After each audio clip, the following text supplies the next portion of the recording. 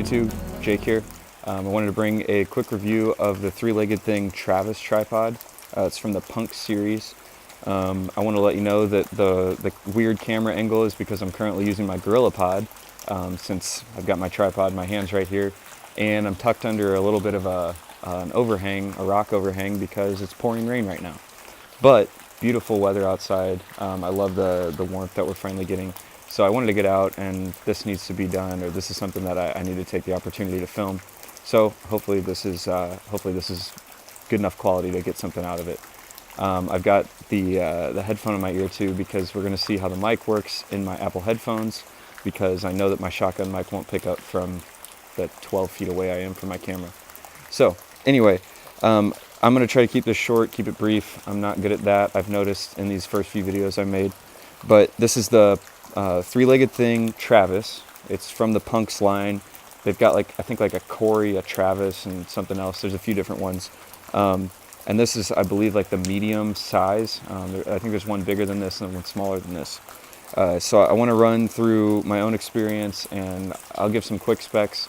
3.6 pounds, $179 at B&H or wherever you may find it, and a 40-pound limit. So that's including like sandbags and whatever else you may put on it. I would say, at least based on my experience, that this could hold a full-size DSLR with a pretty sizable lens on it. The ball head's not the biggest. I know that they make tripods with bigger heads on them, but it seems to be pretty sturdy. With I've got a 77D, and with an 18-135 lens, it's pretty hefty, and I haven't had any issues with it tipping. The legs are wide enough and sturdy enough that that's not a problem. So anyway, running through my own experience, I've owned this for about 2 years now, and have had plenty of time in nature photography and portrait photography and whatever else, to be able to share thoughts and have a decent idea of how it's going to work for you as well. So I'm going to start from the bottom and work up. These, it comes with rubber feet. They thread out, and you can put spikes in if you want. You have to buy them separate, but they are available. The reason I point the feet out is within probably 2 months of owning this, one of these feet just disappeared. So it had fallen out at some point along the way. I actually bought this about 3 weeks before I went to Honduras for 2 months. So I was getting it, so knowing that I would travel, and it folds up, I'll show you in a second, but it folds up smaller than this, so it fit on an airplane well. But I handed off the tripod and my camera to one of the kids that we were working with there, and when he got back, the foot was just missing. And not just the foot, but the metal insert that the foot threads into. So I believe that from the factory, it wasn't tightened enough, or it wasn't Loctited or whatever they would normally do, and it just popped right out. And with this being a British company, it was, I emailed them and they said, okay, we'll send you another foot out. Waited about 3 weeks, got a package that had a hole ripped in it and there was no foot in it. So I contacted them again, and they said, you know what, it'd be easier for you to just go pick one up at the hardware store. So they sent a rubber foot out, and then I went and got an insert from the hardware store that solved that problem. So their customer service was good, they handled it well, but just know that if you do get something from them, it might be worth Loctiting the feet and the insert yourself. I've done that now, and I haven't had any issues with it since then. And then working up from there, you've got 3 different locking mechanisms. They're twist style, not a flip style. I like this because, as you just saw, if you're going to pop it open, you can just grab all 3 at one time and extend it. Takes a little bit longer maybe to twist it, but you know that it's secure. You can trust that once you've twisted it tight. The maximum height of this, I'll extend it real quick, is 65 inches. And I'm 6'1" and can use this for, I've taken family photos with my own family and stuff like that. And at 6'1", it's still high enough with the center beam extended as well, that I can get a level photo and not be shooting from below. I'll talk about that in a second. So this is all the way up, and again, I'm 6'1", so it gives you some reference just under my eye line there. And as you saw, it's really easy to extend. I really like the twist knobs versus the flip style. The legs have a 3-position locking, or 3 locking positions. So from the middle, you fold it out and it locks. And then there's a little release, so you pull with your thumb, and you can go a little bit wider. And then you can also go basically level, like a 90-degree angle. And obviously, it'd be odd to use it like this. But when you have the legs shorter and you're trying to get close to the ground, it's really nice to have a locking position this far open, because it makes it a lot easier to keep your camera steady versus if it wasn't detented like this, it might fall over. So easy to use. I'll show you while I've got it extended like this. To go into the full like compact mode, you know how you would normally travel with it, you would fold the legs opposite like this, and that sort of envelops the head. And that I believe is 17.5 inches as you see it now. So it's pretty darn compact. I had one suitcase to go to Honduras and fit this in there with all my camera gear as well as my clothes for 2 months. So you can make it work, and it's easy enough to fold out. As you saw when I was folding this up, one thing that I think this is the case with any tripod, but when you do fold it up this way, you have to get the head aligned properly. Otherwise, the knobs to tighten the head get in the way of the legs. So that's just something that you got to kind of be aware of as you're folding it, but it's not a huge deal. You may have noticed when I was setting it up the first time that it started falling over, because the downside of these twist locks is you can't see easily if they're tightened or not. So really it's just my own laziness or my own miss there, but sometimes I will get it set up all the way and it'll start slowly dropping on one side, and you know that you got a problem. But usually when I'll set it up fully and then I'll kind of tap on it, make sure that everything's sturdy before I'm going to let my camera go. So that's just a practice to get in the habit of.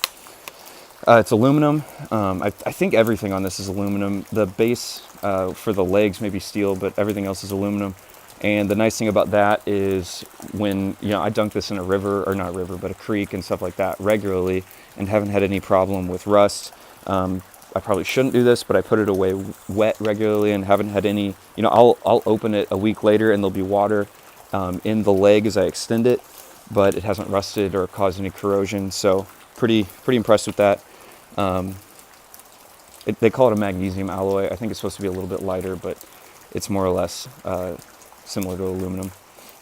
And then again, working up the base for the 3 legs is really sturdy. Like I said, I think it might be steel, and I say that just because it is so dense compared to the legs, but I may be wrong there. On the tree for the 3 legs, you have a bubble level. So once you do get it set up, you can make sure that you are level in case you aren't on flat ground. I've used that a decent amount, but really I use the ball head to compensate for leveling the camera most of the time. So I'll just pop all 3 legs out all the way, or however long I want them. I do love, and I guess this is true of any standard tripod, but I love being able to, you know, I'll extend one side shorter than the others, and then I could put it on a rock or put it on some uneven surface. And because of the twist lock, it's so easy to adjust that. Moving up again, you have another twist lock for the center beam, and this one's a little bit bigger. I think it's probably about 55 inches or so with the beam all the way down. I use it like this a lot because I do a lot of landscape photography low to the ground and you know, positions like that. But haven't had any issues with that. While I'm here, I want to talk about the process of getting to so it goes from 65 inches at the highest, and then 4.25, I think, inches at the very lowest. And that's if you have all 3 legs extended out sideways like this. And, you know, for the sake of showing you the process of how, in my opinion, inconvenient it can be, I'll show you that to get it to that lowest 4.25, you got to take the center beam out, which makes sense because it's obviously going to conflict with dropping it all the way down to the ground. So you've got an orange threaded, like a hook at the bottom that you can use to weigh it down. You take that off, and then you loosen the center beam, you pull it right out, convenient enough. Then you have to take the head off of the center beam, which I think most tripods function the same way, so this isn't too problematic. But you keep threading and threading and threading and threading, and eventually it comes out. And then you've got your, oh, excuse me. This is an accurate representation of how this process sometimes goes. All the different threaded pieces. So there's a threaded rod that goes from the center beam through this gray like triangle connector piece up into the top. So you got to make sure that stays in the top piece while you take it apart. You got that, thread that back into the head here. I suppose you could use some Loctite on this, but I don't know how comfortable I would be with locking all these pieces together. So now you've got your head.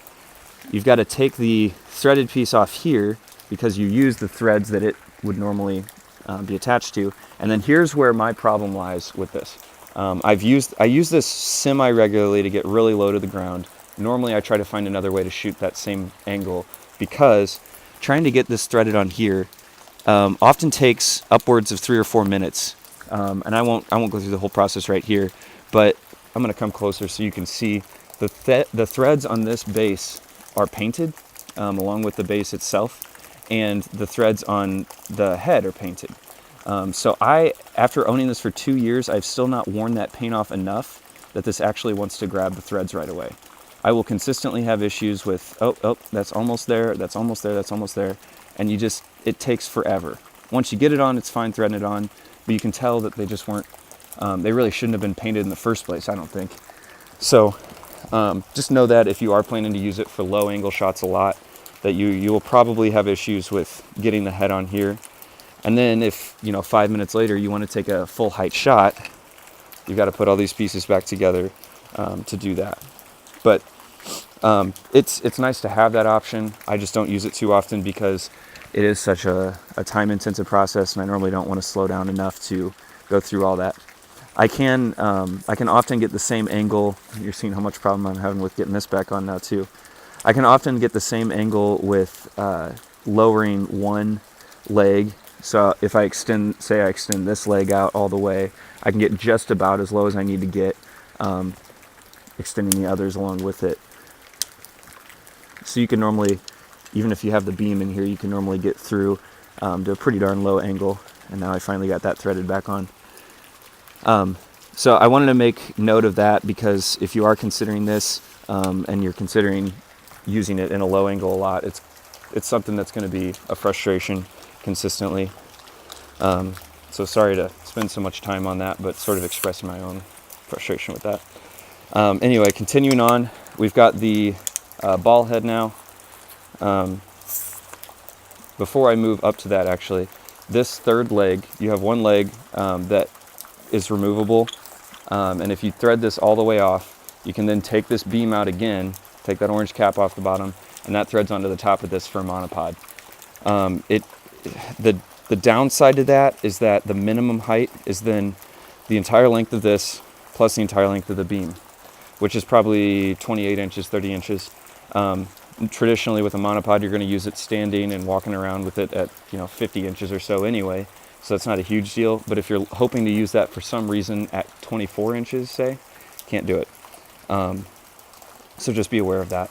You could technically thread the head directly onto this, but then you have some of the issues with this gray part attaching to the arm or the leg itself. So anyway, monopod is convenient. I've used it probably 2 or 3 times since I've had the camera.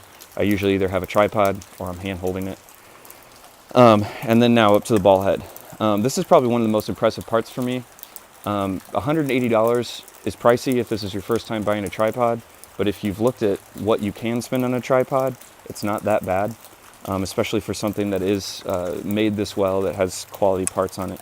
And when you get to the ball head, it's very nice. You've got a rotational lock, so there's a small knob that locks it, and you can rotate it 360 degrees, and it's actually damped really well. There's oil or something in there that it's a very smooth action, and I've actually used that to pan for video before, and it's been reasonably effective there. Then you have a larger knob. It's nice that they're different sizes so you can tell what's what. Larger knob for your ball head itself, easy enough to move, and then there is an indention on one side so you can get vertical shots. I use that a lot for portraits and landscapes and stuff. I'm going to make a note while we're here that if you attach, so you've got an Arca mount that goes in your camera, and if you attach your camera with this lock for the Arca mount facing toward the battery door, so if you have it facing toward the right, if you're holding the camera in your hand, and you want to set the tripod to vertical, I think you can see in the video that it actually doesn't go down as far as it needs to. Even if you put it all the way, you can't adjust this to any angle where it will actually be vertical. You have to have this locking knob facing upwards, which hasn't been a huge issue. There have been probably 20 times since I've owned it, which has been a couple years now. But 20 times that I've had to flip this around, make sure I got the knob facing the right direction, because I wanted a completely vertical shot rather than just almost vertical. So I just wanted to make note of that. Easy enough to lock the head, and again, it's a very smooth knob, and it's solid. I haven't had any issues with it slipping unless I didn't tighten the knob enough. And then moving up to the top, you've got an orange knob that I really do like that this is orange rather than gray, because if you've got your camera on there, this is the last one you want to tighten unless you're trying to take your camera off. So I know if I see an orange knob, don't touch that.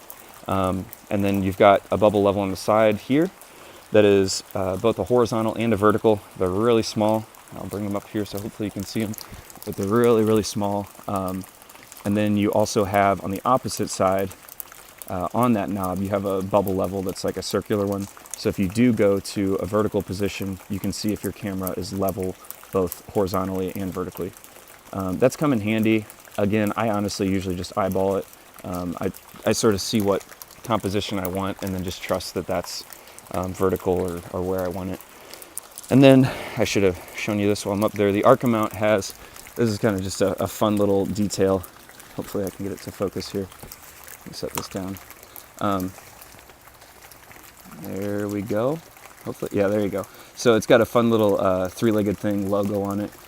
So that sets it apart as the three-legged thing Arca mount rather than whatever other company's Arca mount. So that's top to bottom. I don't think there's any other issues that I wanted to point out. Again, the twisting knobs are great. Sometimes I wish that they were flip just for the sake of knowing they're tight, versus with the twist, sometimes I forget it and it starts tilting. Then getting it to the lowest position, removing the center beam, not convenient at all in my opinion. And what was the other thing? Oh, the monopod, having to do at least like a 28 or 30 inch height, in my opinion, is a little inconvenient, but not too bad. When I bought this, it came with a like a vinyl sort of bag to carry it in with a shoulder strap. That started ripping pretty soon after. I was carrying it like through the woods on my shoulder, so I probably gave it a little bit more abuse than was intended. But that didn't last too long. And it came with a microfiber cover for the head, which is nice. I used it for a long time, and then, you know, after I started scratching up the head, I figured it's fine. So I stopped putting that back on. And it also came with a little carabiner. It's a plastic carabiner that has the tool. It's an Allen and a flathead to adjust or to install the Arca mount on your camera. And I would normally just clip that somewhere on my gear, and then I've got it available if I want to remove the mount for some reason. So that's my review for the three-legged thing Travis tripod. If you have any specific questions about my experience, or what may be missing or what you're looking for, leave them down below. I appreciate any feedback, and I will see you next time. Thanks. I wanted to add a quick note at the end here to just let you know that I've got a couple other reviews coming. I'm going to do a review of the Canon 24mm pancake lens that I got a couple weeks ago, and I've shot a lot with that so far, and I'm really enjoying it. And then I also am currently filming with the Canon 10 to 18mm wide-angle lens, and I'm really enjoying that as well. So look for those in the future. I hope that these videos have been helpful. Like I said way back in my first video, I'm really doing this partially to just learn video for myself. So if you have feedback on what I should be doing differently, settings I should change, or anything like that, please let me know. I hope it's been helpful for you in general. Just wanted to share this quick view with you too. This is where I just filmed that video, the review video, and it is pouring rain. Creek's running really heavy today. There's water dripping around me all over, so you probably can't hear me too well. But it's beautiful out here, and if you haven't been out lately, I hope this inspires you to find somewhere in your area that you can get outside and enjoy nature. Thanks.